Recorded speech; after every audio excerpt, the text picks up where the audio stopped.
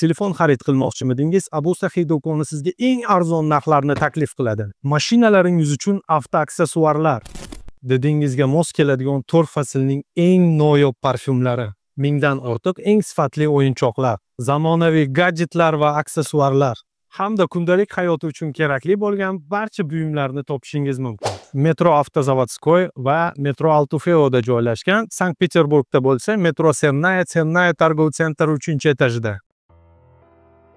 Assalomu alaykum qadrdon muxlis. Siz bilan siz bilgan va kutgan kanal Turfa olam. RT agentligining axborotiga ko'ra, Rossiya ilgari o'zi ogohlantirganday Ukrainaning Sum viloyatini to'liq qo'lga olishga kirishdi va RT agentligining Rossiya mudofaa vazirligiga tayanib xabar berishicha, 28-may kuni Rossiya armiyasi Sum viloyatini, Konstantinovka qishlog'i nazoratini o'z qo'liga oldi. Shuningdek, 28-may kuni Rossiya qo'shinlari Donetsk Xalq Respublikasi hududidagi Zelenoye Polye qishlog'ini ham egalladi. Endi Putinni tinchlik bitimi uchun Ukrainaga va uni g'arbdagi homiylariga yo'llagan taklif to'g'risida qisqacha so'z yuritamiz. E'tiborli bo'ling.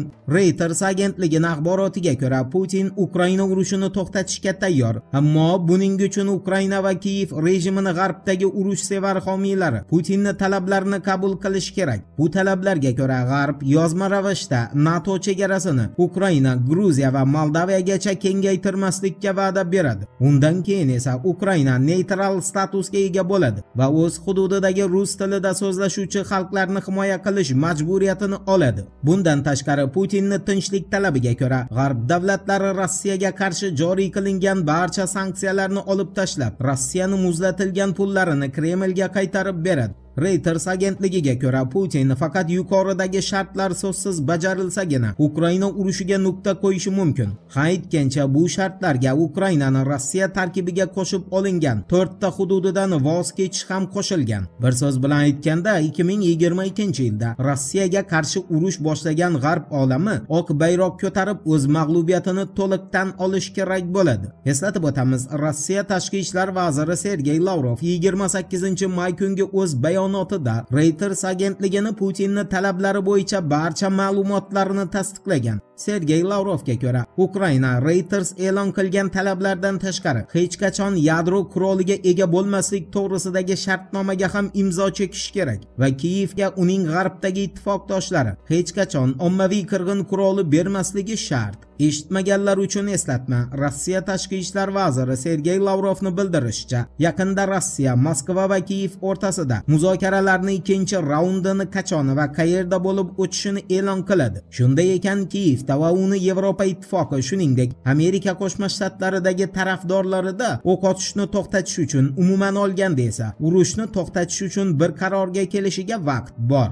Endi Zelenskiyni Taurus qanotli raketalarni so'rash uchun Berlinga amalga oshirgan tashrif haqida to'liq axborot beramiz. Diqqat bilan eshiting. Miratvorets agentligining xabar berishicha, Ukraina fuqarosi Vladimir Zelenskiy kansler Friedrich Merzdan Ukraina qurolli kuchlariga Taurus qanotli raketalarni berishni so'rash uchun 28-may kuni Berlinga yetib keldi. Miratvoretsning bildirishicha, Zelenskiy Tauruslardan tashqari Friedrich Merzdan Germaniyaning qurollari orqali Rossiyaning ichki hududlariga zarba yo'llashga ham ruxsat olmoqchi. Germaniyaning Bild agentligining xabariga ishonilsa, Zelenskiy Berlindagi o'z bayonotida G'arb davlatlaridan, xususan Yevropa ittifoqidan joriy yil yakuniga qadar Kiyevga 30 milliard dollar berishni talab qilgan. Bildga ko'ra, Zelenskiy Ukrainaga harbiy texnikalarni oldingiday xayriyaga yetib kelmayotganidan ham shikoyat qilgan. Zelenskiyning urg'u berishicha, Kiyev ko'pdan buyon Rossiyaga qarshi jang qilish uchun harbiy texnikalarni o'z pullariga, aniqrog'i Yevropa ittifoqini bergan pullariga sotib olmoqda.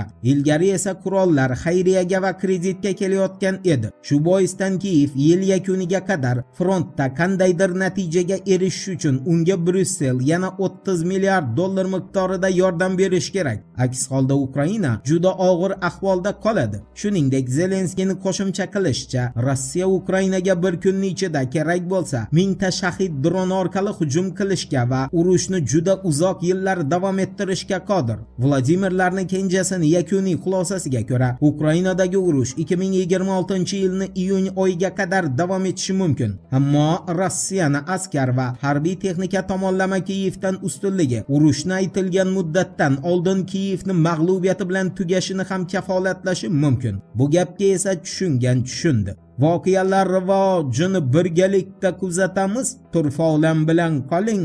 Siz kutgan kerakli ma'lumotlar hali oldinda.